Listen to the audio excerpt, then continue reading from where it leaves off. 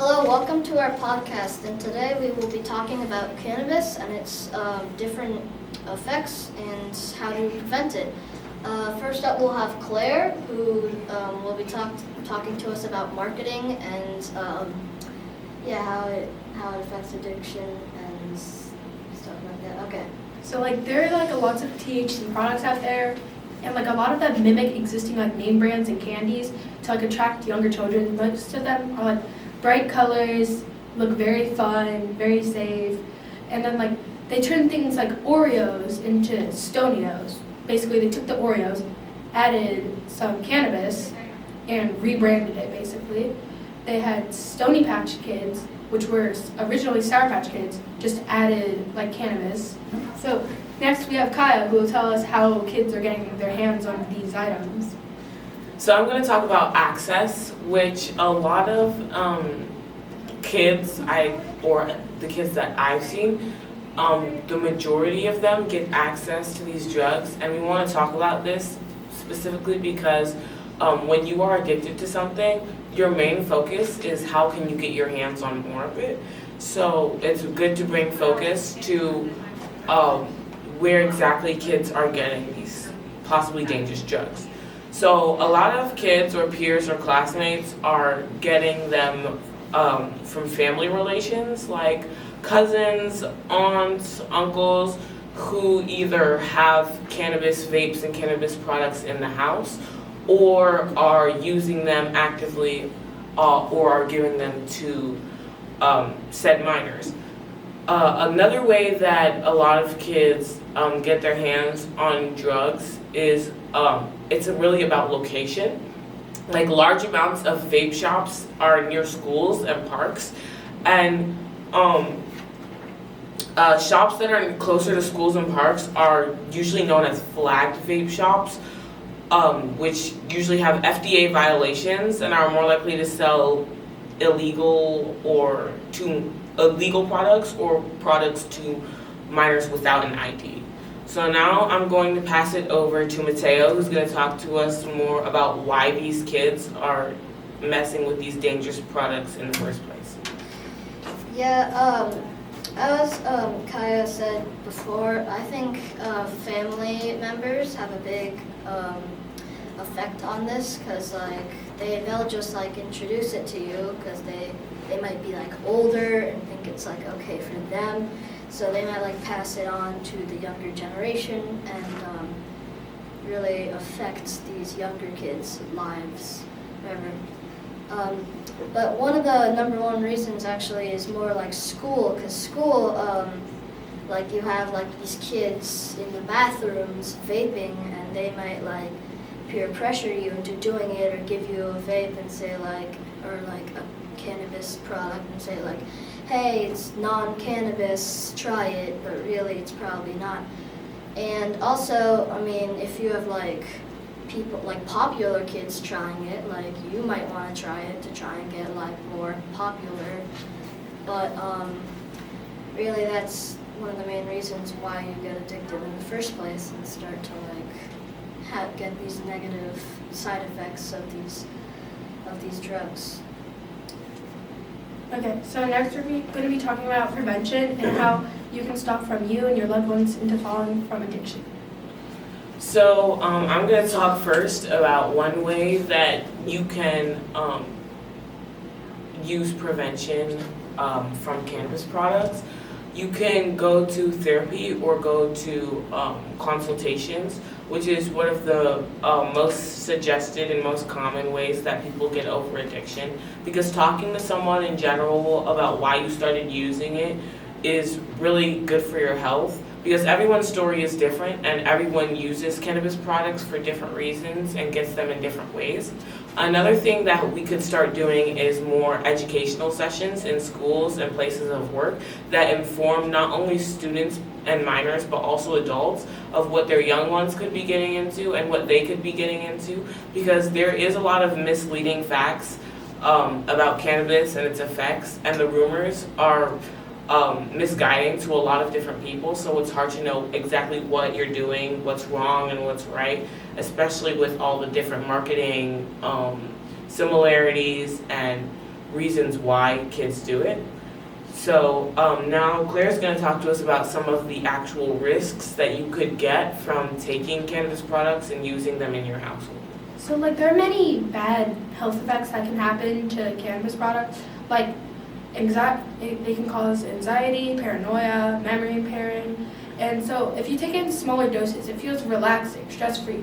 But the more and more you use it and the higher and higher dosage, you start feeling like a lot of irritation. You go like kind of crazy in the brain. And if like children under the age of 25 are getting their hands on these products and using them, it can cause permanent damage to their brain and like really affect their life. So next I'm going to hand it to Mateo, who is going to talk about more ways to prevent. So sometimes people take these because people say, oh, it like helps me sleep, or like it's stress-free, or like it feels really good, and that is true for really strong doses, but you might get addicted, and that's really bad because it's the complete opposite when you take it in high, frequent doses. So I would like to talk about some alternatives to relieve stress and how those can be more beneficial to your body.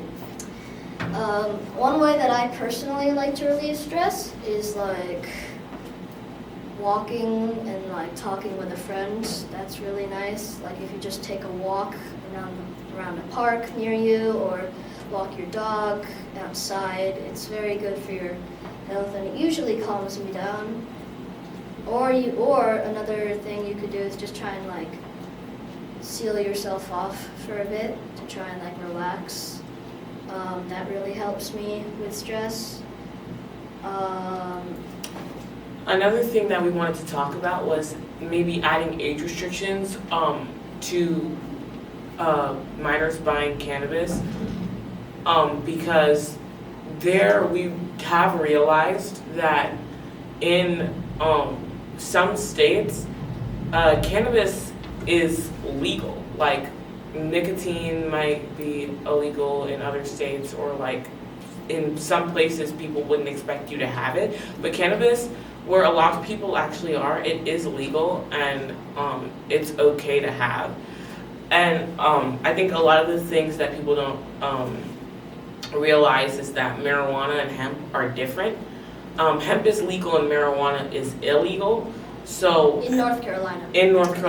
But hemp is legal as long as it has a bit of 0.3 delta 9 THC content inside of it. So, and for young people, for minors especially, that might be really difficult for them to understand.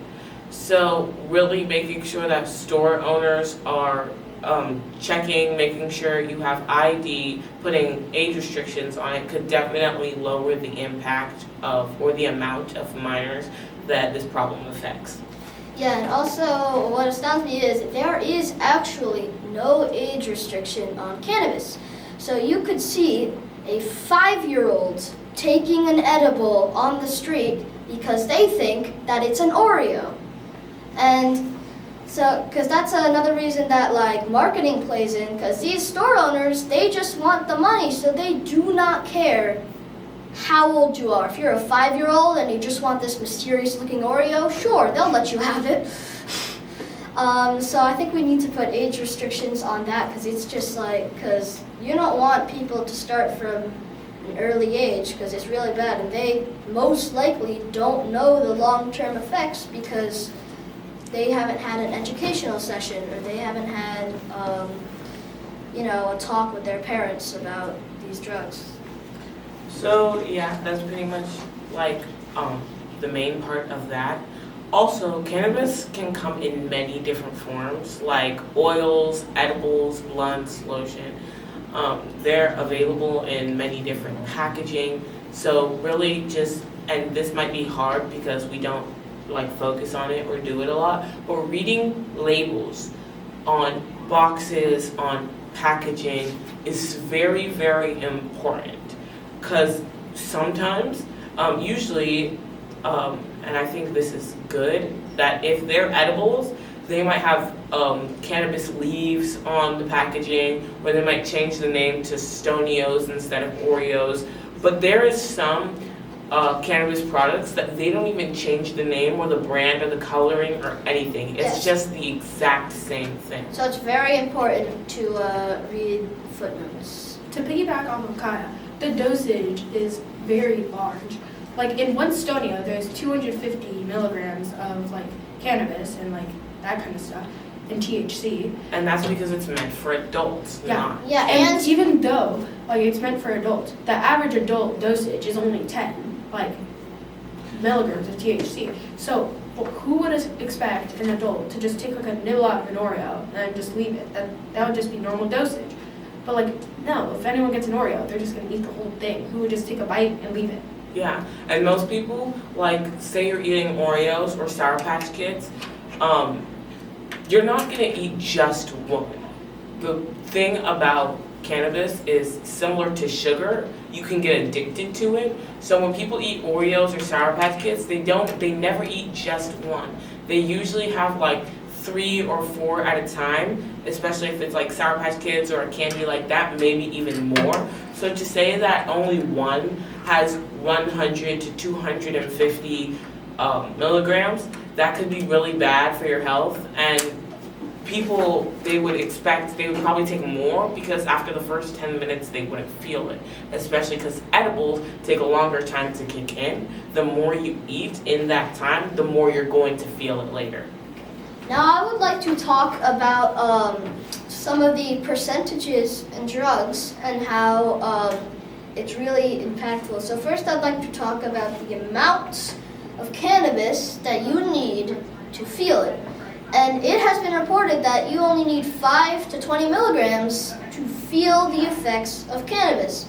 But these marketed knockoff like cannabis edibles, they have more than 250 milligrams of cannabis. And this is very bad for you because like it's like really, really strong. And also they only kick in 30 minutes. So you eat it, and if you don't know it's cannabis, then you'll eat some more. So you actually get twice the dosage, and then like 30 minutes later, you'll just become woozy. So, Yeah, that's very true. And then also, the thing about hemp and marijuana is hemp can very much so be altered because marijuana is illegal because it has high THC and low CBD. And hemp is legal because it has high CBD and low THC. But hemp can actually be altered to have high THC and high CBD. So it can do the same effect that marijuana does if it's heated up. So you can buy it, but it's still legal and not illegal because it's hemp, not marijuana. So it's really crazy how people will, if you're really addicted to it, people will find a way to get their hands on it or to get something similar to it because it lets off the same dopamine effect and gets them addicted and makes them feel good the same way. So we just wanted to touch up more on that. Thank you. thank you. Stay safe out there. Remember, kids, Don't do drugs.